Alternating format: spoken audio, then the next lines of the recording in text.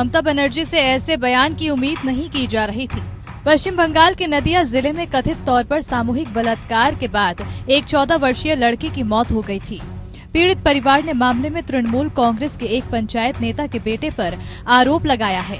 राज्य की पुलिस ने मामले में सामूहिक बलात्कार, हत्या, सबूतों से छेड़छाड़ और पॉक्सो अधिनियम की धाराओं के तहत मामला दर्ज किया था। इस घटना के बाद ममता बनर्जी ने एक इंटरव्यू में खुद ये सवाल उठाया कि क्या लड़की के साथ वास्तव में बलात्कार हुआ था या उसके प्रेम संबंध थे जिससे वो गर्भवती हुई। পুলিশ এখনো জানতে পারেনি। আমি জিজ্ঞেস করলাম, এই যে তোমরা দেখাচ্ছ বারবার একটা বাচ্চা মেয়ে মারা গেছে নাকি রেপ হয়ে, আপনি রেপড বলবেন না প্রেগনেন্ট বলবেন না লাভ অ্যাফেয়ার্স বলবেন? এটা এনকোয়ারি করেছেন কি? जाहिर है कि ममता के इस बयान में संवेदनशीलता की कमी थी। आरोपी उनकी ही पार्टी का होने पर ममता बनर्जी से और समझदारी की उम्मीद की जा रही थी, लेकिन सत्ता के दम का भाषा पर असर साफ नजर आता है। राष्ट्रीय महिला आयोग ने इस बयान को लेकर ममता बनर्जी की तीखी आलोचना की। मैंने भी पढ़ा उनका, वो बहुत अनफॉर्चुनेट है उनका वो बयान। एक महिला होते हुए उनको ये पता होना चाहिए कि दूसरी महिला का क्या दुख है, और इस तरह से कि बिल्कुल ही आपने नकार दिया कि वो पहले क्या उसका रिश्ता था और आप उसके ऊपर उंगली उठा रहे हो, ये गलत चीज़ है। मुझे लगता है कि ममता दी को इसका ध्यान रखना चाहिए कि वो खुद महिला है और महिला के दुख को। अभी मुख्यमंत्री ने उल्टा सीधा बयान दे दिया है कि ये रेप नहीं है, ये प्रेग्नेंट थी, ये क्या क्या सब बोलती जा रही है। एक बार सोच लो कि आपके बच्ची पर ऐसा हो रहा है, अगला कितना दिन आप सो नहीं पाओगे। बाकी लोगों के साथ जो होता जा रहा है उस पर इतना इंडिफरेंट कैसे? पश्चिम बंगाल वासी कैसे? पश्चिम बंगाल में महिला का कोई सुरक्षा नहीं है। एक एफआईआर हो, लेकिन एक बर्थडे में बुला के उसको गैंग रेप करके उसको फिर जला देना, सबूत मिटा देना, ये बहुत लज्जाजनक की बात है। कलंक युक्त सरकार पश्चिम बंगाल सरकार। उधर अपने विवादित बयानों के लिए मशहूर कांग्रेस नेता दिग्विजय सिंह इस बार एक तस्वीर पोस्ट कर विवादों में घिर गए हैं। ये तस्वीर उन्होंने मध्य प्रदेश के खरगोन में हुए सांप्रदायिक तनाव से जुड़ी हुई बताई थी।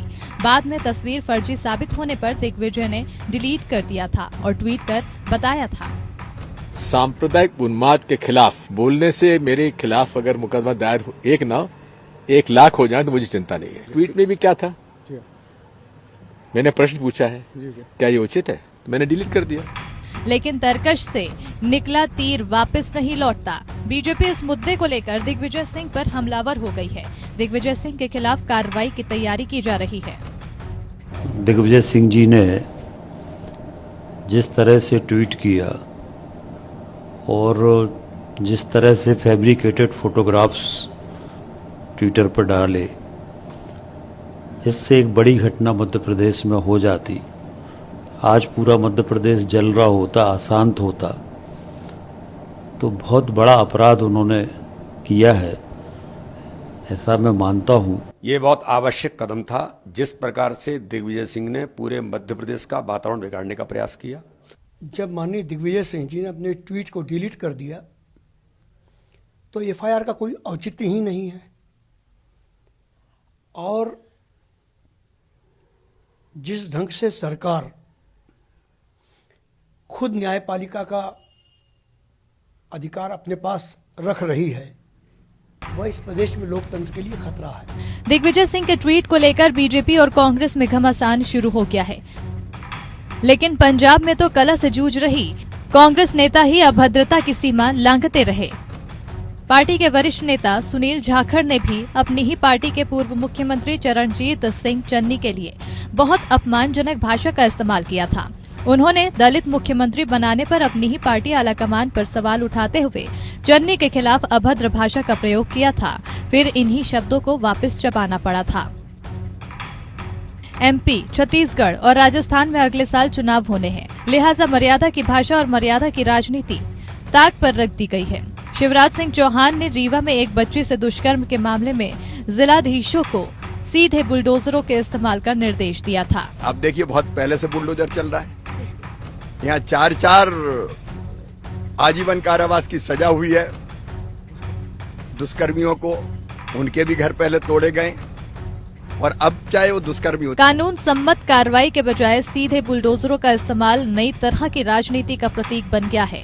अब छत्तीसगढ़ के मुख्यमंत्री भूपेश बघेल ने शिवराज सिंह चौहान को बुलडोजर चलवाने के मामले को लेकर घेरना शुरू कर दिया है। जिस आधार पर दिग्विजय सिंह पे FIR हुआ तो वही काम तो शिवराज सिंह भी किए तो उस पर भी होना चाहिए। चुनावी राजनीति में कामयाबी के लिए अब मुद्दों के बजाय विवाद खड़े किए जाते हैं। कर्नाटक में हिजाब से लेकर अल्पसंख्यकों से जुड़े एक से बढ़कर एक विवादित बयान दिए जा रहे हैं।